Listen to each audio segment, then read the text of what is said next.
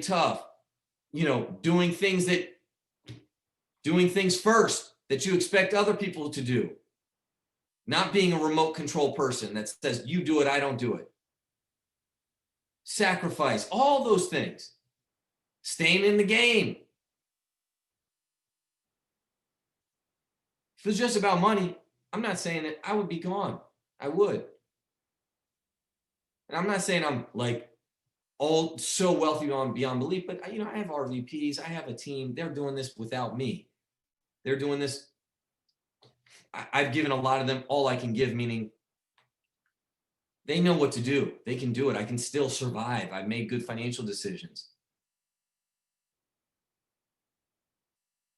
But this company has gotten so much out of me. I've gotten a lot out of the company, but the company's gotten a lot out of me. And I got a lot more to give, man.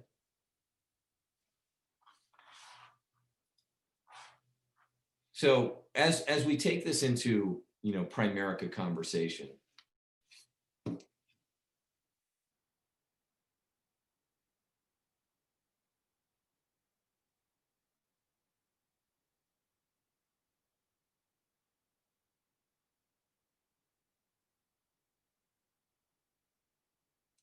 sorry, I got somebody on the webinar. I'm confirming them.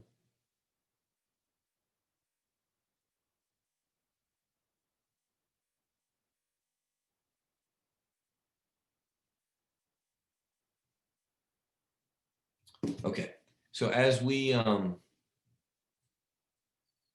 take this into Primerica conversation and your business, your financial services, your brokerage business, remember what our finished product is. Okay, our finished product is you and a team, you and your referrals, you and your list, you and your routine, you and your competence level, doing 10 sales a month. Okay.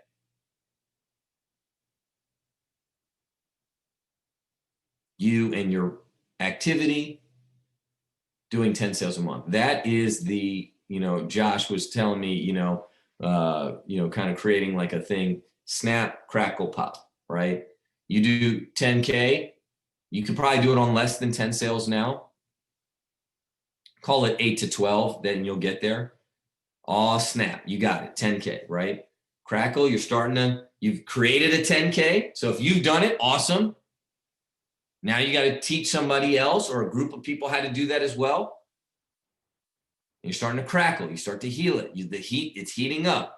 And then pop, when you do it with two other, you're an RVP. You are there.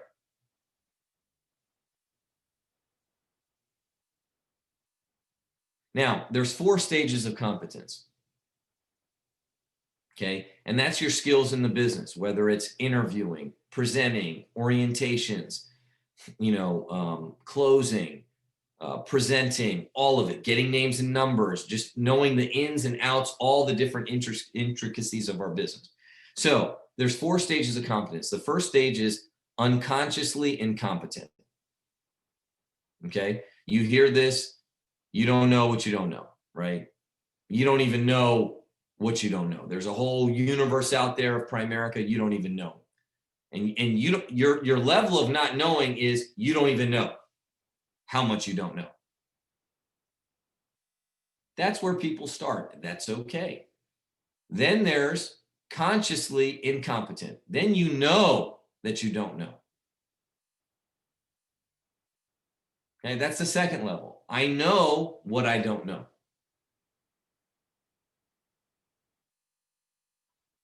I know that I got a lot to learn. Okay. Unfortunately, a lot of people stay in the unconsciously incompetent. They don't care to learn. They don't care to grow. They don't even know. They're totally ignorant. You can try to show them and they just refuse it. Okay. And there are many areas in my life that I've been like that, and I try to learn what I don't know. Okay. Consciously incompetent is kind of where learning begins.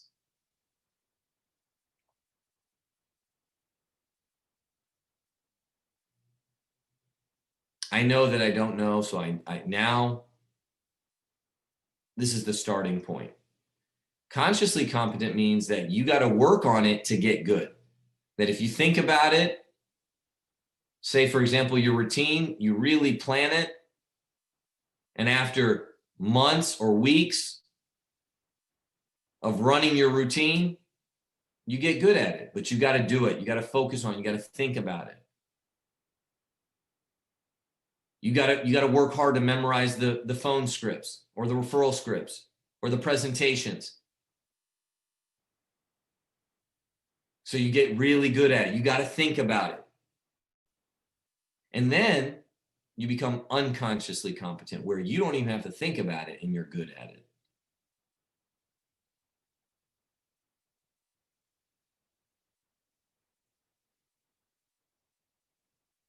You don't even have to think about it. It's on autopilot. It has become a full-fledged habit.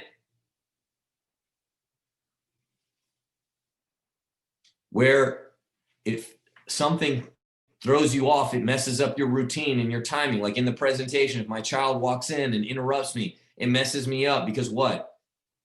I'm just so grooved it. I've grooved it so well. I know the same jokes, the same lines, the same slides. If there's an error in it, if it doesn't work, I just know, wait, my timing, everything, the flow, your presentation. Now there's variety in it, but that is where you have to go. Okay. The unconsciously competent people, they get paid lots of money. They get that funny money. 20, 30, 40, 50, 60, 70, 80, $100,000 a month.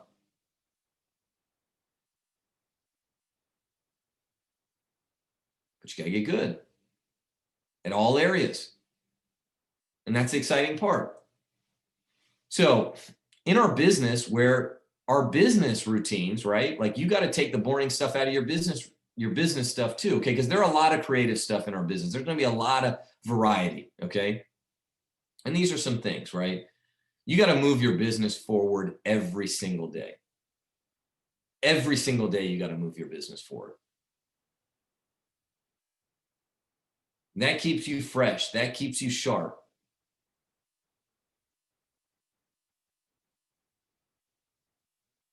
I know, and I don't want to be disrespectful, okay? I respect almost everybody. I respect everybody. I respect everybody's religious views and things like that. I'll be honest though, I really never took a day off. Now that doesn't mean I worked it as hard. I call school nights or school days, right? I didn't work it as hard on Monday night, Tuesday night, Wednesday op night as I did say Sunday night. But I did something every single day. I show up to the office every single day. Even if it was just to get ready for Monday, I showed up on Sunday. If it was make a few phone calls or do a power hour or meet with somebody, I moved my business forward every single day.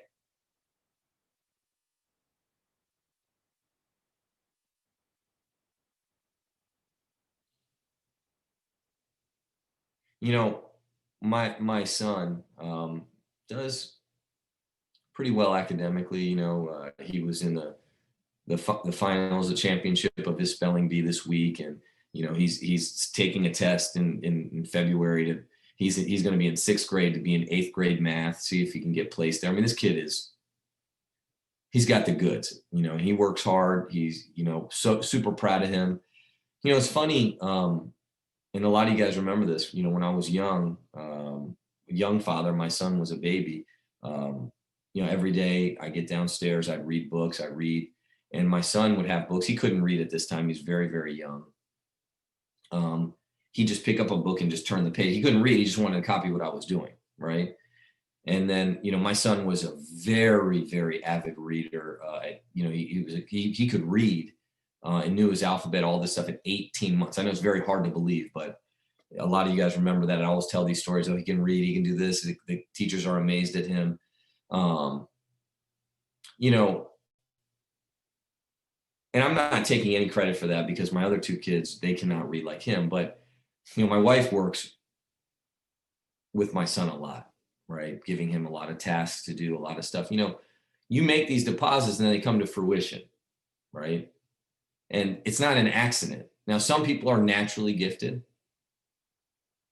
but you always have to nourish that gift, and then it grows. Well, see, like, I know that, you can become a workaholic. Yeah, I would probably recommend that for a job, but this is your business. This is like a child. It's not a child. I'm not saying that, but it's like a child. You nourish it, you grow it.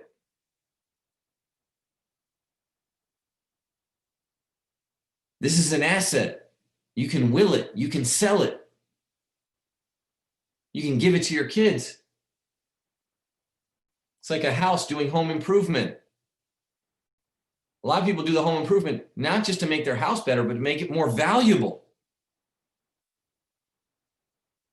and sell it later for more money. And they work and they do a project and they remodel their kitchen or they build a deck. And some people do it themselves. There's a whole DIY community of it. But your business is the same. So when I hear like days off, and I'm not saying I work this night until morning 7 days a week, but I move my business forward every day, every single day. You got to grow your list every single day. Add new names, take names off that are not interested. Maybe move them to a not right now. And I think this too, if I, because I did this in Florida. When I moved to Florida, I didn't know anybody. I moved to Florida, I created a team. And in 9 months, okay, from scratch, we did 10 by 10. And then we never did that. So by September, we did 10 by 10. And then for the rest of the year, the last 4 months of the year, we always did over 10 by 10 in that group in Florida.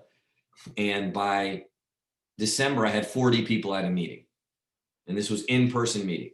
That was my record. But I had many meetings. I had 30, 35, and my record was 40 people at a meeting.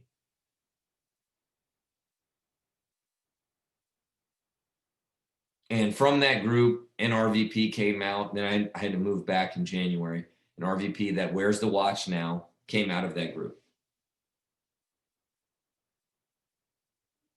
And I used to always tell this training, I did a lot of work during the day. I did a lot of activity, but my main goal was to make sure I was on one new appointment every day.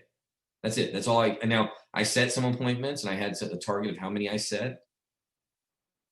But I remember for a streak, every single month, I went on one appointment in the entire month, a day, one new, not 2 one day and then 0 the next. Every single, now I did go on 2, but I just had a streak of 1, 1, 1, 1. That was all I cared about, is getting in front of somebody new every single day.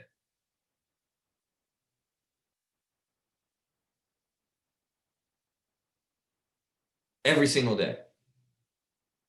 So if I'm looking at you, right, and you guys are good, some of you guys are great at activity, but you haven't broken the code on turning that activity into becoming a leg and doing 10 sales a month.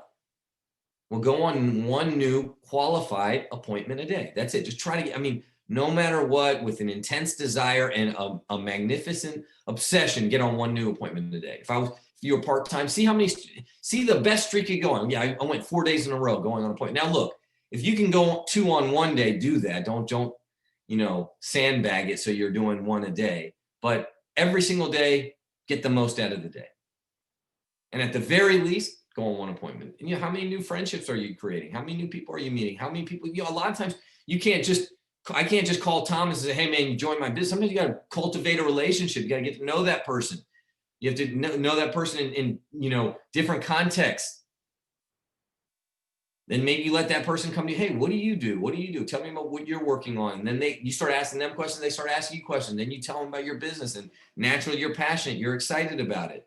So it's not like a slow play, but you got to create new relationships. All this stuff is variety. All this stuff is important. Now you might do the same activity. Like me, my goal is to make 20 phone calls every single day. And guess what? When you do something every single day, you do more of it and you do it better. Right? When I read at the same time every single day, I get better at reading. I get faster at reading, more efficient at reading. So in turn, I read more and I do more of it. So, this is from Miguel Illich, right? Who was at that time, I mean, now it's like somebody's broken his record. Just, it took him 7 years to get to $1 million a year, right? Now, Mika Saunders did that in, I think, 6 or 7 years. And now we just have somebody that, now he was in, so just to put things in perspective so you don't go kill yourself, right? He was in Primerica before, but then he got re-recruited by his dad or mom. And then when he came back in, he went on a crazy run. And then within, I'm going to say 5 years, but I think it's less than that, got to $1 million a year in income from when he restarted. Because tough people win, you pay the price, you'll live the dream. Always remember that. This isn't about surviving. This is about living the dream. Now, what your dream means to you, now you'll get through that survival stage, and then you get to the thriving, then you get to the dream stage. Miguel Illich said, I love this. This is what he talks about. He said, you need to hit a result every day, a test pass or a life app or a recruit. And if you don't, you want to miss with activity. Do 3 presentations. That could be webinar, that could be animated video, that could be the KT or not KT qualified meeting, qualified appointment, and nothing else. Make 10 new contacts, get 10 referrals, steam people, ask for a referral. And, this is something that I do with people that I work with. Okay. And this is not so you feel bad. This is for you, because you can't lie to yourself. Okay, and win here. You should every single day, and like I said, this is a Friday meeting. This is advanced training. This is full-timer meeting. This is special forces training. I'm not going to pull any punches here. Okay, I know, and I love that we have new people here. Awesome. Okay, that's great. This is different. This is RVPs and train. This is full-timers meeting. This is somebody that wants to quit their job and make a living out of this. This is me from my hundreds of agents, thousands of appointments, millions of dollars of income earned and business done and investments, all that stuff, giving you the experience. Okay. If I tell Bao, I say, Bao, I want you to message me every day with your activity. The purpose is not for me to comment on that activity. Well, I messaged you, but you never got back to me. That's not the point. I'm not your boss. I'm basically acting as a MyFitnessPal app where you're tracking your calories.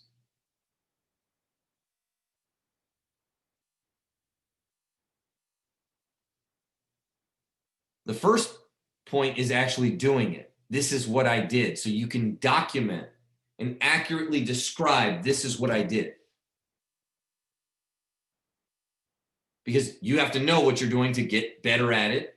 2, it's to see exactly how much time you've worked.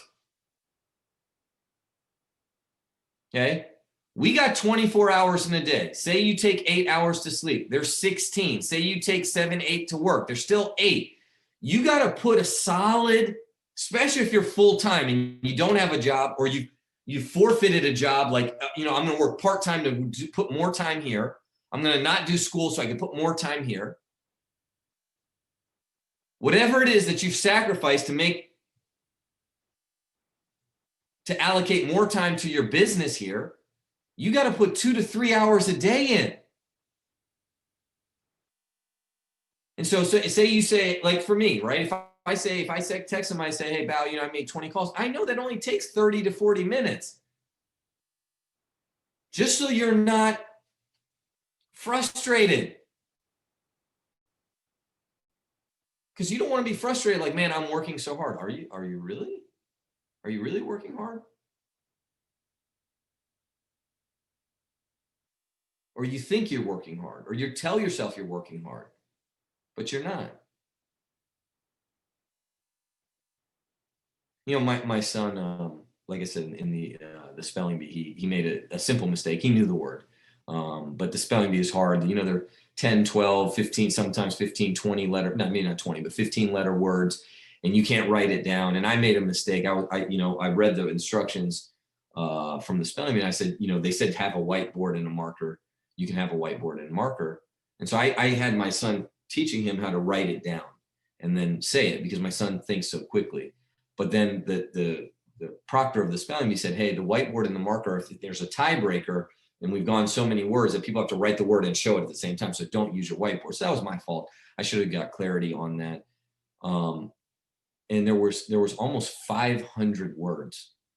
And these words are hard. Like I could say them right now, but I don't want to embarrass you, okay? Because I know you guys can't say them, okay? And then there's tricky words, right? That has silent letters, and they have certain capitals and all this stuff, right? My son knew all of those words. We practiced. He woke up in the morning. I walked by his bed at night. He was going through them in his head. And I told him, I said, hey, and he felt really bad. He's like, Dad, I made a silly mistake. I said, it's okay. I said, but did you work hard? He said, yeah. I said, did you? He goes, yes. I go, I know you did. I'm asking you because it's important for you. Did you push yourself? Yes. Did you do your best? Yes. Were you scared? Yeah, you did it anyway. And that's what it is. That's why you check in. It's not, so you feel, it's like, look, if you're working hard or not. It just like my 10-year-old knows. He knows. And he stayed on because there was 3 or 4 words after he got on. He knew all of them. He's like, oh man, I knew. And he felt bad. I said, that's not the point. You knew the words. And there was only a handful of students, and you got there and you tied for 3rd. I mean, you got out in 3rd place, and you did awesome. But more importantly, you worked hard. Sometimes you get the result, we'll bounce back. And he already said to me, I want to do it next year. And that was the most important thing. That was my proud moment. What if he wins and he says, oh, you know what? And don't get me wrong, I wanted him to win. Okay, so I wanted that trophy. I want him to win. All that stuff. I'm not stupid. I'm not, naive to think, but there are times my son's done this. He's won stuff, but he rested on his talent.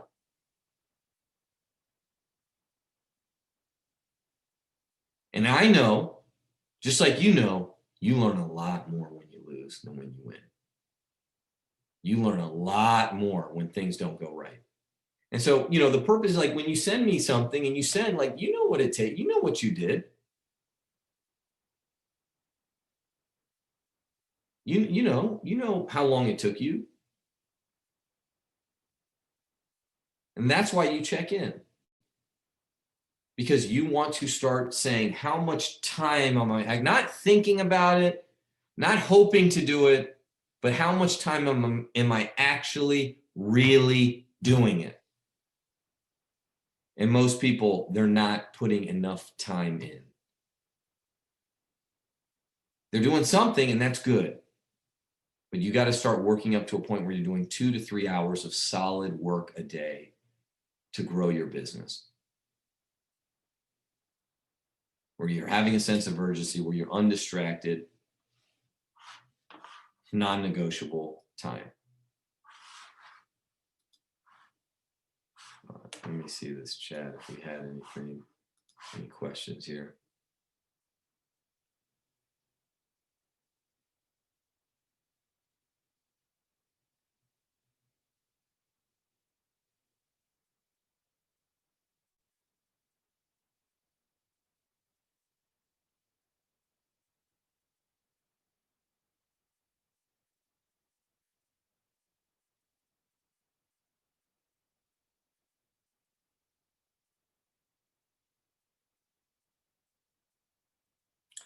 All right.